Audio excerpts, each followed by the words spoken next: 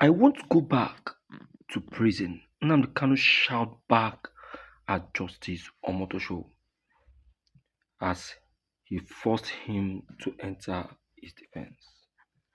Yes, today was in fact the unbelievable. Nnamdi Kanu shouted back at Justice Omotosho even while he was trying to force him to open his defense. Yes, Justice Omotosho never expected what he saw today. He never expected, he thought that he alone knows how to speak or how to talk. He never knew that the IPOP leader Mazen Nnamdi Kanu also have his own words in his mouth. I will be taking you into the studio and also be taking you back to the courtroom so that you understand why all of these things happen today. Why all of these things happen today. In fact, you'll be hearing it from some top journalists as they will move on with their day-to-day discussion. With their day-to-day discussion. But please, I would still like to bring you into this very matter. Don't hesitate to drop your comment and also your own opinion, as they will be read out one after the other. Yes, please take part in this discussion because it is a very much welcome one. Listen. What do you think Nnamdi Kanu should do at this time? I don't know what's going through his mind, but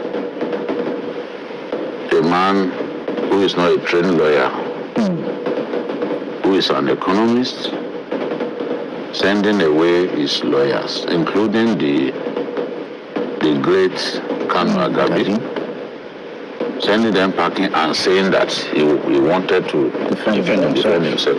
Okay, when that opportunity that came, he reeled out a long list of witnesses, potential witnesses, including an old man like T.Y. Dajuma, Wike, Sanwo-Olu, and all that.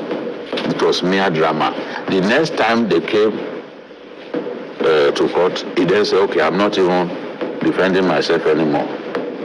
This court has no jurisdiction to try me. Free me instead. Release me without delay. And what was he pointing at? He was pointing at the judgment of the appeal court that the Supreme Court had already voided. The appeal court said, release him.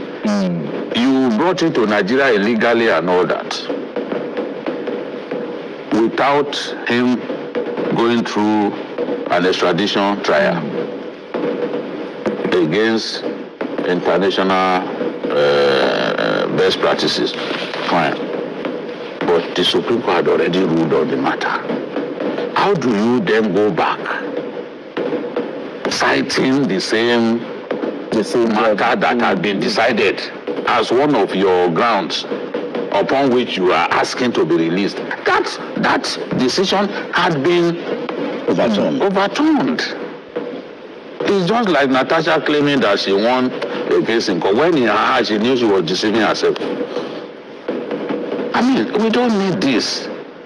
And even lawyers, even some of the lawyers that most of the time we know them, they don't say the truth. They go on TV to turn law on its head. Some of those notorious lawyers have even admitted that in the grand scheme of things, if he does not defend himself, they will enter judgment against him. And that's what the judge said. The judge has been patient. The judge said, okay, I'm giving you up till so date. Open your defense. Because if you don't open your defense, the prosecution's case. Yes. What the prosecution said in court will be used as your own defense. That means you have no defense to come up with. So the case of the opposition, what the opposition canvassed in court, will then be used to enter judgment. So the judge, look at what the judge is saying. Let me read just briefly. If he does not, we had adjourned till today for the defendant to put in his defense or be deemed closed. But I'm bound to give him another opportunity to put in his defense. If he does not, I will deem him closed. I know that he's an economist and not a lawyer. I will give the last opportunity to the defendant to put in his defense. Failure which he will be deemed closed. That was just before Judge Omotosho adjourned the matter to November 7. But Awumolo Sam has been saying, look, court, close this matter. Because he had failed to enter a defense, having spent 5 of the 6 days allotted to him by the court to conduct his defense. So it is clear what the law says. The court will not bend the law. Yes. Because a particular individual is facing trial. No, the court will not do that. What happens in a case like this is that the judgment, the judge will announce the date that will give judgment. And the judge has been fair. Yeah, it's very fair. Let's face it, not many judges have this patience. Yeah, exactly. What do you think will happen if Nnamdi Kanu fails to open his defense? He's trying to put the government in a very difficult situation. You know, and his new friend, Shøùt, they have a game plan. And today, Shøùt wrote, even before, it's like predicting what will happen, that he knows that, there is an orchestrated plan to put him in jail, either life sentence or death sentence. He's preempting the court. He's trying to preempt the court. And you see, in a situation where the government has closed its case, of course, it's the government that brought a case against you, treasonable felony and some other stuff. And terrorism. Now you are saying that a court had ruled that you should be freed, and that number 2, you admitted that you actually committed those offenses, but not on Nigerian soil. You are admitting that you committed an offense, but the offense you committed was about what? Telling your guys in Nigeria to burn down police stations, to kill people, inciting people, to behave people through broadcast media.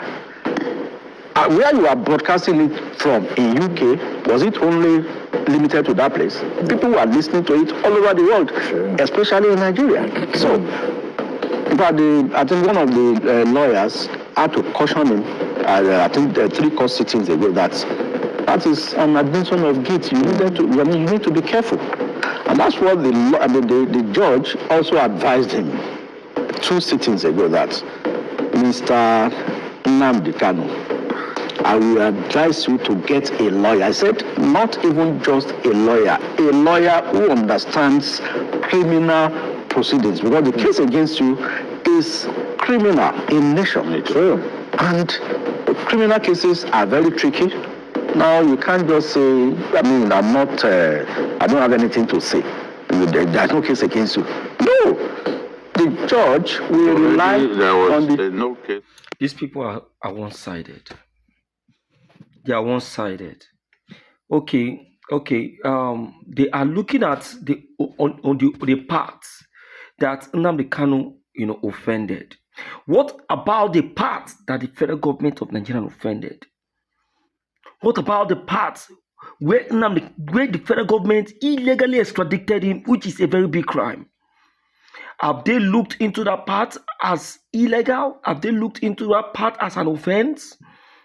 Have they? Did they agree that, yes, that they disobeyed that section of the Constitution? Did they? This is what we're talking about. Look at them. They are all Yorubas. That's why they are saying what they are saying. The same court in Nigeria, Supreme Court, granted Nnamdi Kanu free and acquitted. And they are saying that Nnamdi Kanu shouldn't rely on that very court decision. Well, I am not saying Nnamdi Kanu should not enter the defense.